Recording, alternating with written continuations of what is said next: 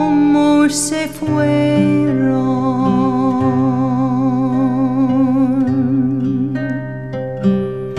oh mis hermanos,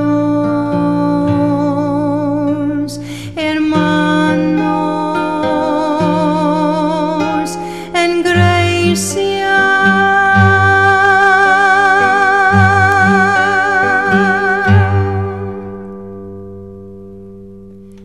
Tesalónica,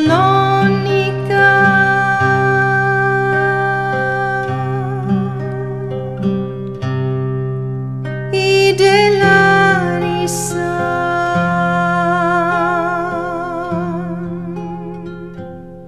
y de Kavala,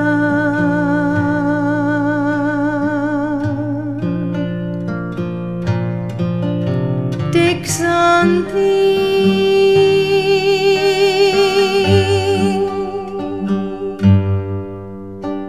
y Rodos,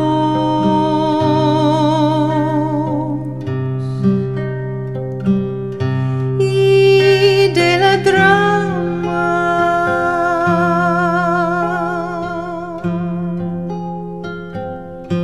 y de Atenas,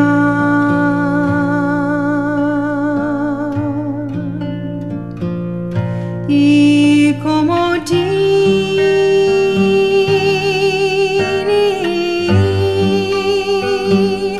y de las islas,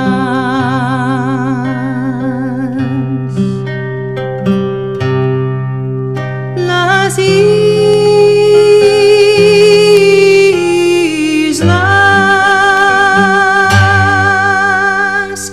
de Grecia.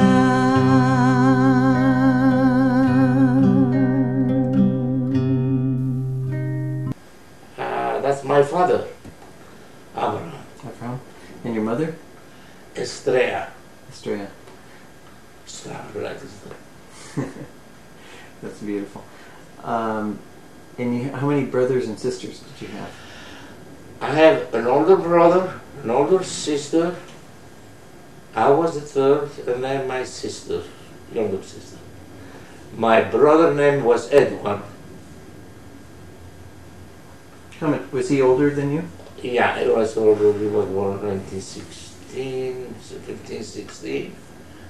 About, let's say about 4 years difference, between 3 to 4 years. My oldest brother. That was my sister, which was 2 years difference. And her name was what? Gilda. Okay. You know, we don't have too much money, but they have ways to find very, very beautiful, fancy names in my family. You know, They didn't cost. Edward, a beautiful name. Gilda. Salvatore. Salvatore, yeah. But all the Salvatore, Joshua, you know, that's my Sure. Hebrew name. They called you Yoshua. Yeah, when we go to Stephen, they call me Joshua. Okay. And I like it, the way they call me. And that was, my sister was born. My sister is still alive. She went to the camp. All of us went to the camp. But only me and my sister survived. And what's your younger sister's name? Paulina. Paulina. And where does she live? Paulin. I have a picture of your family when you and your brothers and your sisters were young. Yeah. Could you show it to us? Yeah. The lady is my mother. And if I'm not mistaken, I don't want to say things that I'm not sure about. I think they told me that at that time she was pregnant with my younger sister. Uh-huh. With Pauline. Pauline, yeah. The one who's in California, in Los Angeles. Okay. My father, which you can see there, to his right is my brother Edward, and the girl over there is Gilda, and I'm the baby on the laps of my father. Oh, okay.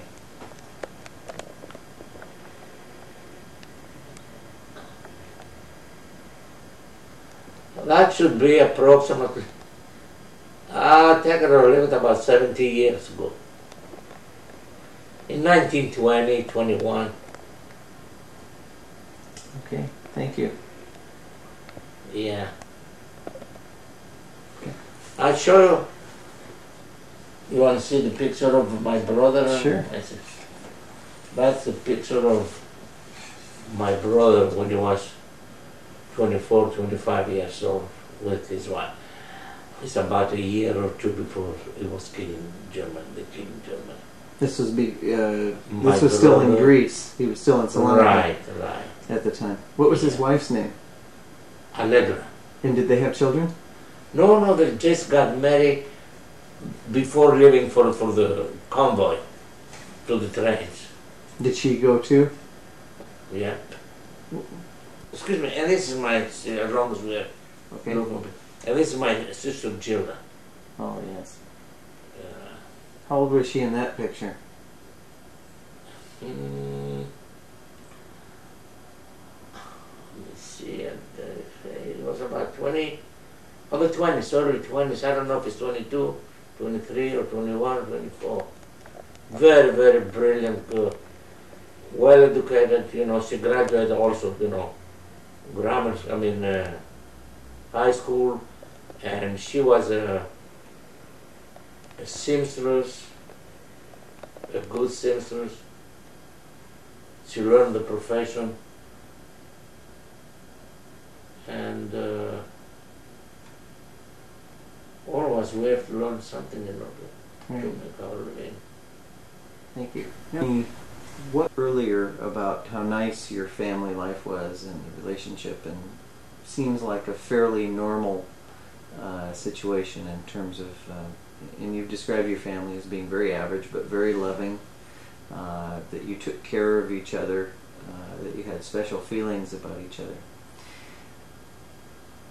What I'd like to talk about now is how things changed in Greece over the years, because you painted ultimately somewhat of a bleak picture in terms of the political situation in Greece, even before the Germans occupied. Exactly. Right.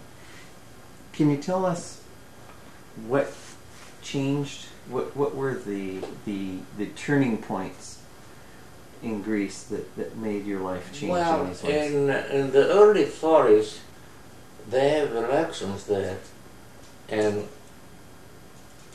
one Democratic Party at that time, there was a Φιλελεύθερο, they used to name the party. Φιλελεύθερο means free, ελεύθερο, Φιλελεύθερο means friend of, Philos is friend. Freedom. Freedom Party, but Φιλελεύθερο Party. And the head of the party was Eleftherios Venizelos. Venizelos is well known. Go to the library, you're going to see it. He was one of the best politicians on the early 30s.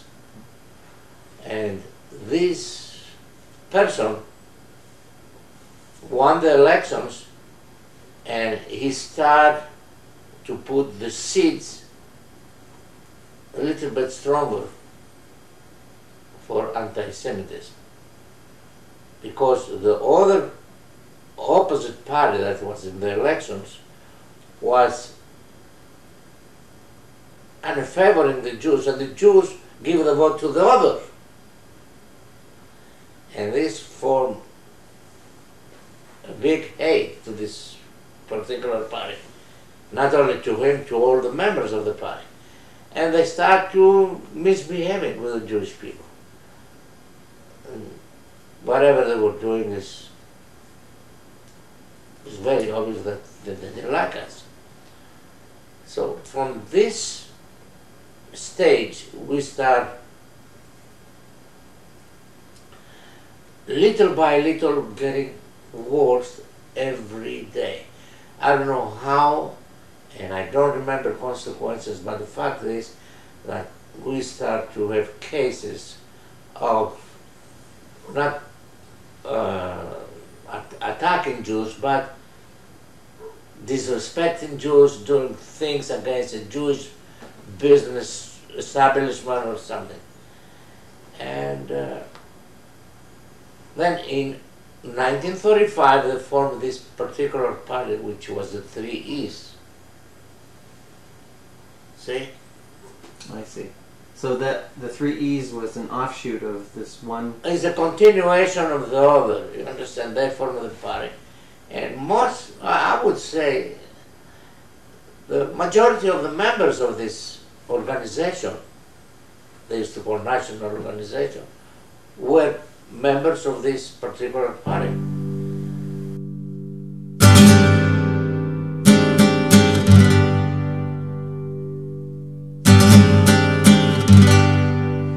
Well, through the media we were finding all the news after they were occupying certain countries like Czechoslovakia or Poland or Belgium or all the others. We start to feel like this is going to be our turn. Then when the war started, you know, they declared war against Poland, and from Poland they jumped to France and they occupied Belgium and so on. Then all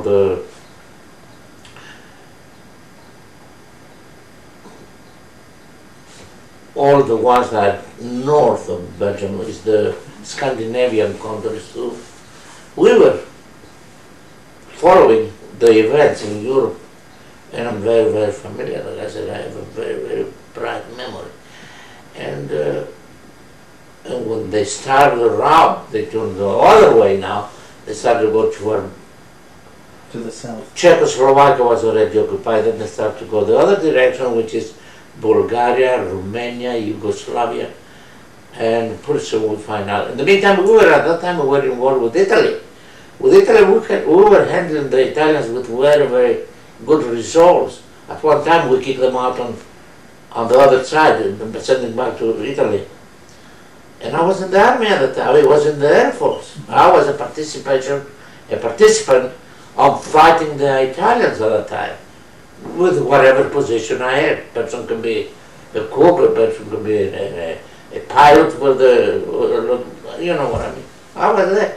And all of a sudden when the Germans changed their mind and start, like, let me take care of these people, they changed the route and started to occupy the Balkan countries. We were waiting any day that he's going to come over. He's going to, just like a whale, he's going to eat up with fish. You understand? We were too small for that. Did you have any inkling then, when you were in the Air Force, of what was happening to the Jews at the hands of the Germans? Always we have acknowledgement of whatever is going in all these countries, and the biggest penalty pay was by the Jews. In any country they occupied, we the Jews were paying the biggest consequence. We knew that. What was it like in Salonika about that time? Well, you can imagine, you know, when the Germans already are in charge over there, everything was so terrorizing. Don't do this, don't do that. You're not supposed to do this, you're not supposed to do that. We were, you know, just trying to obey whatever restrictions we were putting on. Were the Germans already there when you arrived back in Salonika from Athens? Yeah, when I was in Salonika, I saw plenty of Germans. So they were there. Yeah, they were there already. They already have their own homes. They kick out a bunch of wealthy Jews from the best district in Salonika, beautiful homes. Beautiful homes. We used to kick them out and put the officers there and whatever. And that's it. Going to the store and just one day, someone this, oh, there's no pay. Oh, the first thing I saw was something very unusual for us at the time. They have a truck in the middle of a certain place in Salonika, in a central place in Salonika. They have a printing truck, and they were printing 5 nominations, 5 marks. Bills. 5 marks. You know, a mark was about 60 drachmas. Anyhow, 5 marks is very substantial, just like the value of $100 bill here. Or, you understand? Just like nothing. And the soldier used to go there, take a package of this, and go to the store. They were And printing we money. were honoring this money. We were honoring this money. Because if you don't, we were honoring that German money. And people were saying all the goods from the store. That's the kind of around the bush, patronizing all the goods from the country. Did the people of Salonika also trade in the German marks? Or were they useless as between... Well, the German marks then was not anymore. Yeah, it was the Greek money, but the Greek money was a terrible inflation. It come out to the point after till the time that they pick up us and send us to the camp. People used to take a shopping bag, fill it up with bills, Greek, in order to buy, let's say, some groceries, some bread, some oil or whatever, meat or something, with a shopping bag full of money. And all of them were packaged, in 50s or 20s or something. So it wasn't... This is, now remember, this is on the Greek money. And the same way the Greek money was an inflated money. They were printing the banks of the Greek banks just like water, like newspaper. The Greek money and putting it in circulation. Because the Germans already started to printing Deutschmarks in the middle of the street. What was the economic situation in Salonika about this time? Terrible. Don't ask about economic situation. Is a disaster going from this floor going down and down and down. It was not such a stabilization. You are going down the hole. And they were trying to maintain it with funny money. Everybody was still negotiating, buying a case of soap. Soap was such a rare merchandise to find. When people have soap, it's just like having gold. Or having also threads, caruchas. Threads. So You used to buy a dozen of this, just like holding. Very important. Was gold, but very, very, very secret. Very, very what secret. was happening as far as the Jewish institutions were concerned, the synagogues and the Jewish gathering places? There was no synagogues left after the Germans occupied. Was no desire for the people to go on Shabbat, service. Just skip it. No. We were thinking, the only thing we were concerned, the Jewish people, is we have a couple of Jewish hospitals there, and we were hoping to keep the hospitals open, or to be in a position to be open and receive patients or something. This is the only thing we were concerned. Then we have couple institutions, mental institutions there, and we have the Jewish people, They ran the institutions? They were killing them just like nothing, like flies. Because they were sick? Because they were sick. Not because they were Jews, because they were crazy institution. Not only in our people, in general, other people. But this doesn't exist in us because we were fighting to survive. And the people who have this feeling toward the Jewish religion, to the Jewish synagogues, they disappear.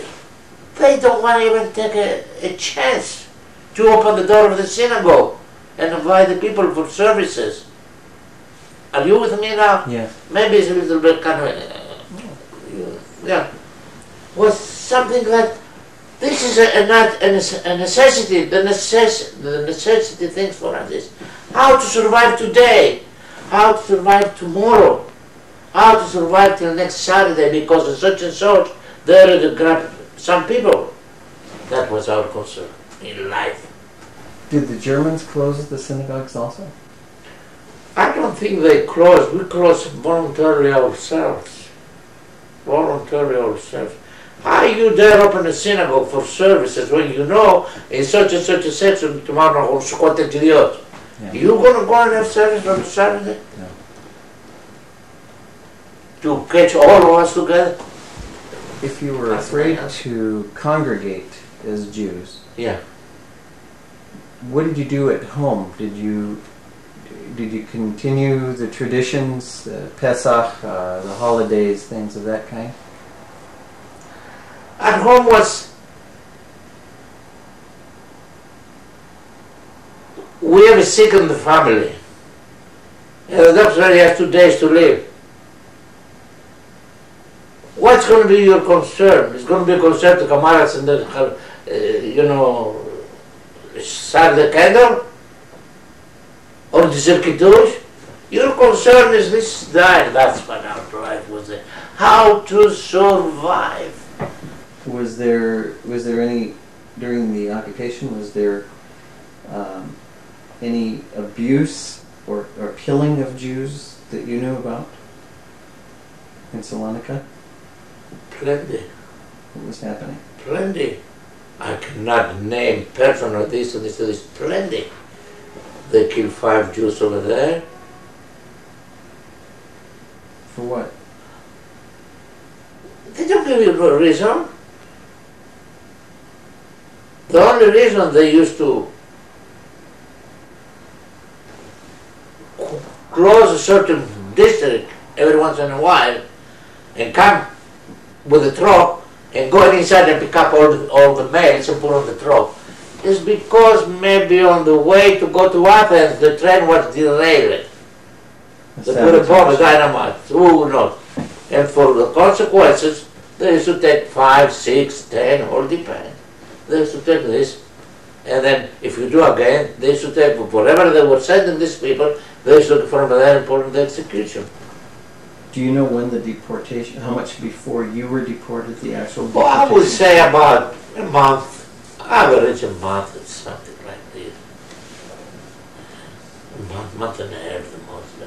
What did you, before you were deported, what were you hearing and what did you see that was happening? But what's happened, I explained to you how the deportation was executed.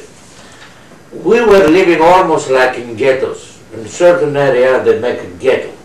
And another area which plenty of Jewish people living, they make another ghetto.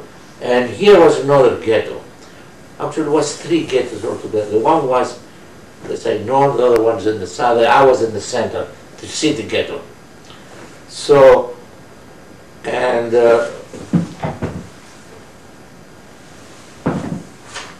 we heard what they were doing for the start first, before my deportation was the 6th or the 4th or something. They used to come early in the morning. Everything is in the morning. Getting daylight. It's not daylight and it's not dark. Getting, amaneciendo, rising the sun. They used to go over there, with screaming and everything. They used to put all these people in line. They used to put all the Jewish people that were ready, rouse, and they were waiting for this moment, taking whatever they could with them. Whatever they could. Don't ask me what. People were planning. Planning, maybe a couple of blankets, maybe a top coat, a loaf of bread, whatever a person takes when he's desperately living somewhere, was in line.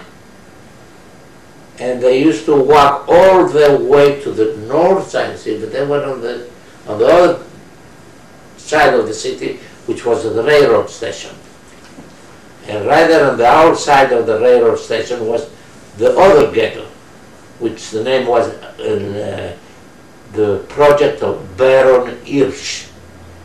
So it was a place, like it's a Queen Anne. This place used to be called Baron Hirsch. There were a lot of Jews over there. lot of Jews.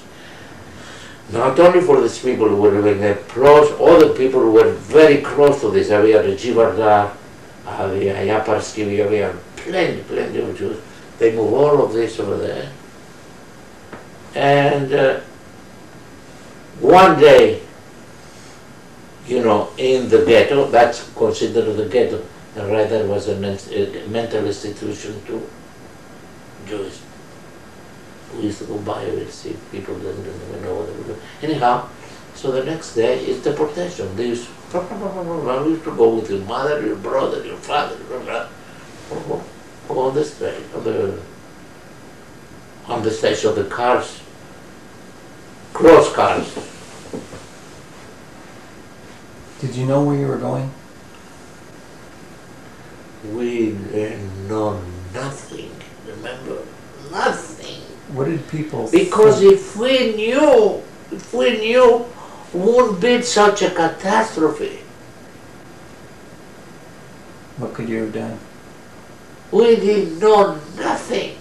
I mean, if one only person knew what we are going, and we're going to do, of course, definitely, because everybody was rumors, they are going to kill you, they are going to do, but that a person sure that you know that you're going to go to the bank is just to catch a check.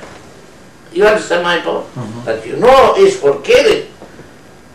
Everybody is going to try to be killed in a different way. We're going to go swimming to Israel. We're going to go flying, you know, without wings to Turkey or whatever. No, sorry. Nobody knew. You had an opportunity to escape. I had an opportunity to escape, but 2 weeks before, or 20 days before, I met a certain guy. He knew I'm a Jew. He said, "Do you want to say what I'll introduce you?" He says, "Yeah," you know, without thinking. He introduced me to a certain leader who was,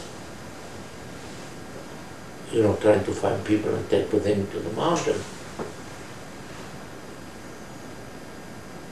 And he said, "If you want it, you come over. If you have another friend of yours who want to come over, you tell me and make an appointment, we'll pick you up and we'll go." I said, "If you have some money with you, we appreciate it. You don't have to have money." That's from Michelle.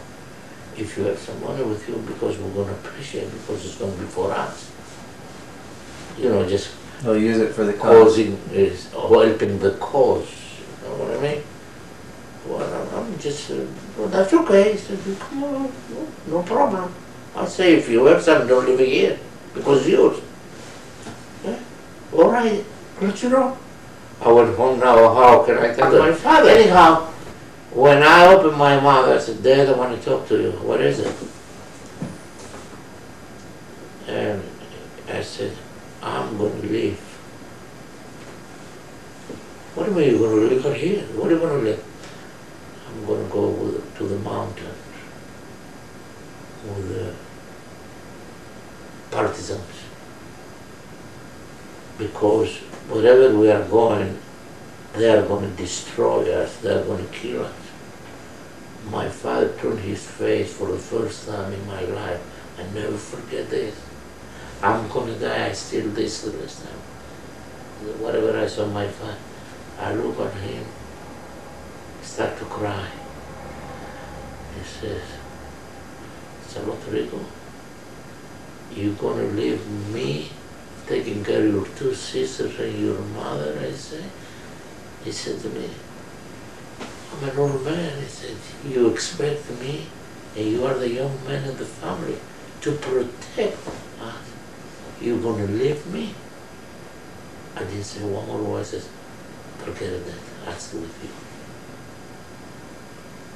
You understand? That was very, very emotional to me. "You're going to leave me taking care of your two sisters and your mother, wherever we're going to go? I'm an old man now." I was about 57, 58 at the time. And I look at him and he says, "Oh, Dad,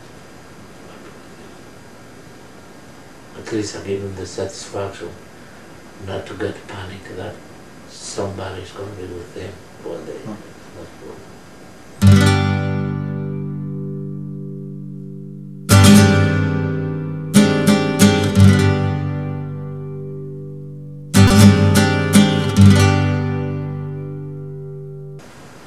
family all get deported at the same time, together? That's right. How did you know where to go? And did they come and get you from your home, or did they just tell you to be at a certain place? What happened? As I said before, I explained to you how the deportation was applied by the Germans. They used to come over early in the ghetto, which already formed the ghetto, and go in and pick up as many as they can till they complete a certain amount of people. Quota of people. 1,000 or 500, I don't know how many people they had in mind to take away from the ghetto today. See, when they completed, that's it. March. And we used to walk all the way to the station. We walked, my father and my mother, poor. How they walk over there, I don't know. So we went there and put on certain rooms already have already place ready for the people who are coming. Stay overnight, and the next morning they put us on the train. Did you know when they gathered you up that this was for deportation? You knew that you would be leaving your home? Oh, absolutely. How did you feel? How I was feeling? I was feeling that if something has to be done, and we are doing now, is the time that we are doing. When we were living, we don't know that we're going to be killed. Remember, we had no idea. It's just we are moving from here to there. But you knew like when I was in the army, I was in Larissa, and they moved me to Peloponnesus. Or from, from there they moved me up. That's exactly. But you knew you were leaving your home. You knew that you were leaving your home for good. Oh yeah, we knew that's it. There's no more home. Now it's a new life. Did you have any food on the train? Did the Germans give you any food or water on the ride? No. I think they stopped one time in order to have water. Whatever we did with it, now I remember, it's enough food for 2-3 days or whatever. Because you asked me a question, I put it together. The Germans never give us food. So it was only if you had brought food on your own that you would be... Exactly. You would have something. Did everybody on the train have food? Did everybody think of that? Oh, they want to survive if they don't have the other. Used to go there. There was only one window here, like this, and one window on the other side. This is the only way that the air was circulating inside the bus car. And in the center of the bus car was a big for urinate or something. And everybody was trying to accommodate themselves in this corner, 3, 4, about 60, 50, 80, I don't remember, what's it really. That's it. They take off, passing through all Europe, passing through Yugoslavia, through Czechoslovakia, through the beginning of Poland, and they stopped the train at. Tell me more about the conditions in the boxcars on the ride. The conditions were, well, you can imagine, very, very horrible. And by the end of the journey, a lot of people that don't even have nothing to eat. Estamos en Tallinn. Never hungry. Because we never predict that it's going to stay so long. No teníamos nada. This, I guess it's... How long was the ride till Birkenau? I think it was 4 or 5 days. Were you aware of the time, or the days passing? Did you know? You lost we know it's getting darker, it's getting lighter, it's getting darker. And we were going north, and north, and north. We knew that we were going toward north direction. Passed by Czechoslovakia. Now how you find out that's Czechoslovakia? Because through the little window, we can see something. We can see some buildings, we can see some factories, and we saw Prague. Somewhere, Prague. Oh, that's the way we're finding where we are. We went, let's say, through Yugoslavia. Every once in a while we used to see something, and you put 2 and 2 together. Seems to me like here is Yugoslavia because it's a Yugoslav town or a Yugoslav you know. Did the train ever stop? No, I don't think so. So there was never an The only opportunity. thing they stop is temporarily to put some A new engine. or water new in crew. the engine or coal or some, I think, but not to No stop, stops. no, not, No stop. well, maybe temporary, 10, 15 minutes maybe was the most, I think. Not to embarrass you, but how did you handle things like hygiene and things like that? Like anybody else. We used to make a secret that it's about, you know. There was a place in the boxcar where everybody Yeah, would. I told that- you the that they first would thing I use. said was about, we used to say. And then they used to stop every once in a while, and this was the duty to empty this and throw away. Put it In the back of the boxcar at the end? Or Oh, I think it was in the center to accumulate all of them there. But now, you know, used to call or something. I don't. You know, things like this, which is kind of horrible to think about now. At the time was, who you had to cares, do what know? you had to do. Who cares about it? Did your food last you for the 3 days? I don't think so.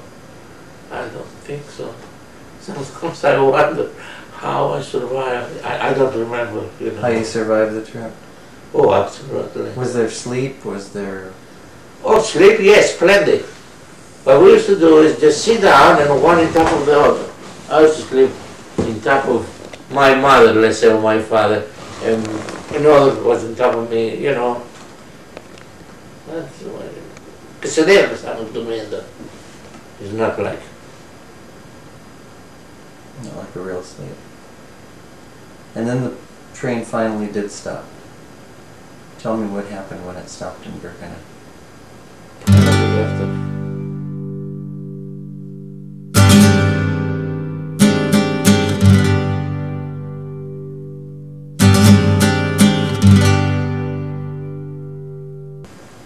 The minute we stopped, they opened the doors from outside. We kind of put two and two together, we know, bunch of army outside. And they opened the doors, Ralph, Ralph, Ralph, Ralph, Ralph, Ralph, Ralph, Ralph. Ya hemos tomado la cabeza con los gritos. ¿Entendés? Ralph, Ralph. En tomar todo lo que tenemos y a pasar del treno, you know, and I'm speaking in Spanish, you know, get out of the cars and form lines. Women this way, men this way. They took everything that you had. And everything was said through the piled-up mountains. You're gonna get, I mean, nobody, they never give any account whatever. You know, blah, blah, blah. So, I think I was wearing a wristwatch at the time, and a German soldier apparently saw the watch. He says something, and I don't know. I was a devil over there. I was at the black market in Greece all the time, doing business, but not with the Germans. I did something after the Germans, you know. And I thought, and I saw a Jewish fellow, well-to-do, I can say, was he got mad with me and embarrassed me, and I kept my mouth shut because I felt like whatever I was doing was wrong. I was trying to will and deal with the German soldier, Right there. but my watch, you know. You know, no sabíamos, you know. Anyhow, they put us in line.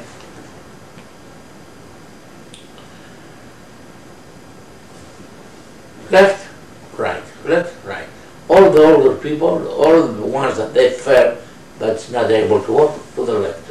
These young people, all the young, you know, in line. Where did your father go? People with babies, people with criaturas, 2, 3, 4, 5, 6 years old, 7 years old, holding the hand of the baby to the right, to the right. And all these people that they select, exclude for the line, on the left.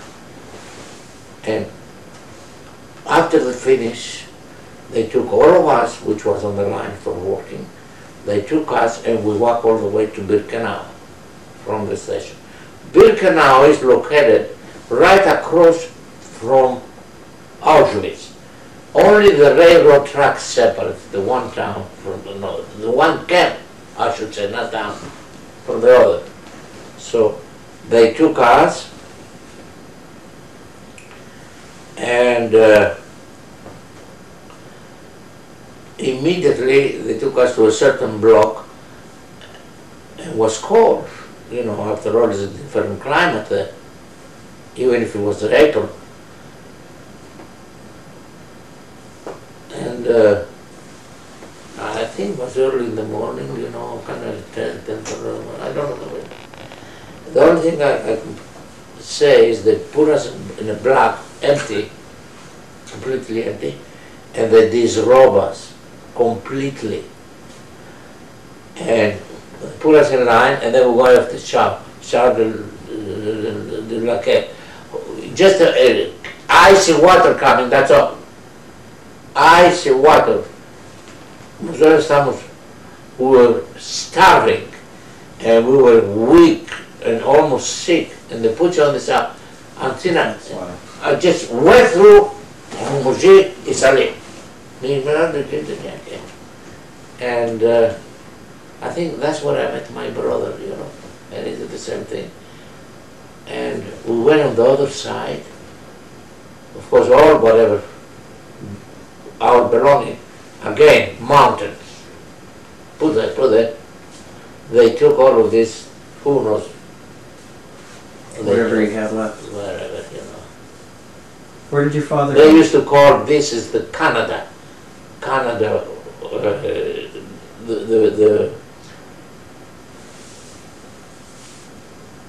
the purpose of this is Canada is a certain Jap, let's say, outfit that collects all this and take to another place, and they start to select, put shoes here, this here.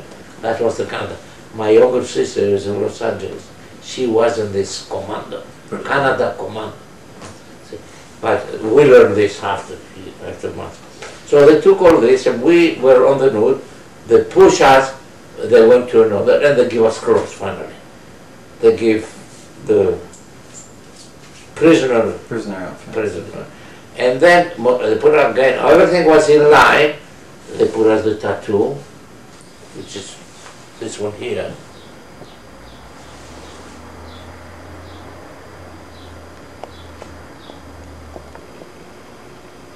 Number what?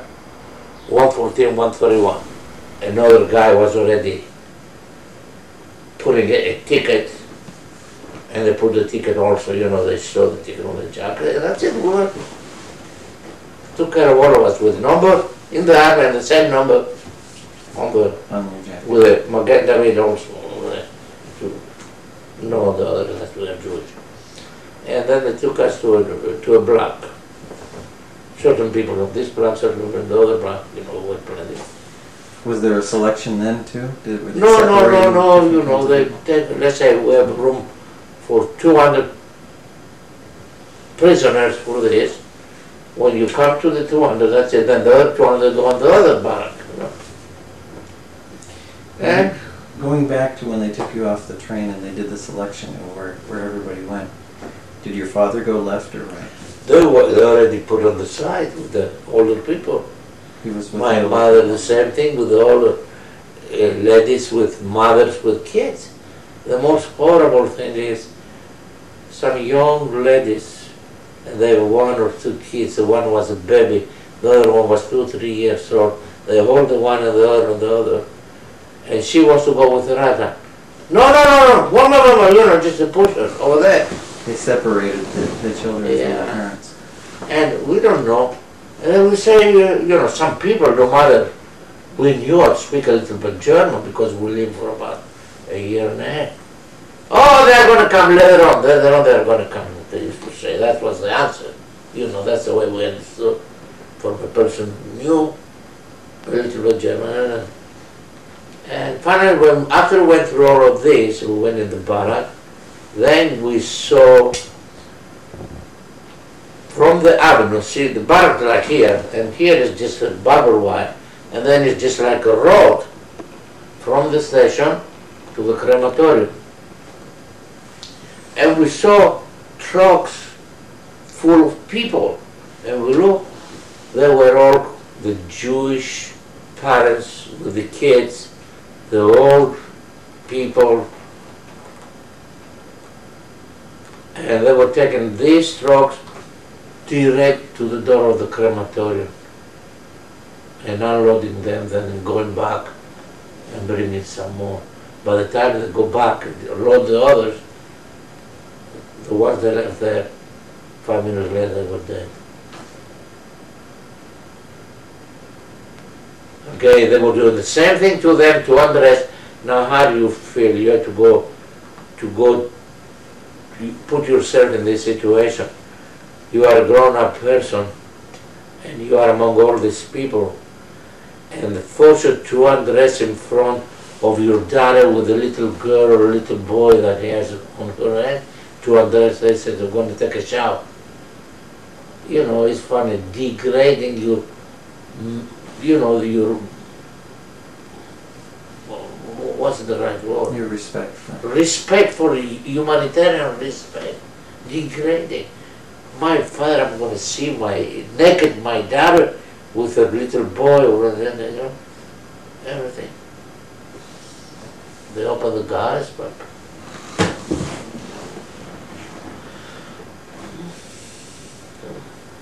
they're done.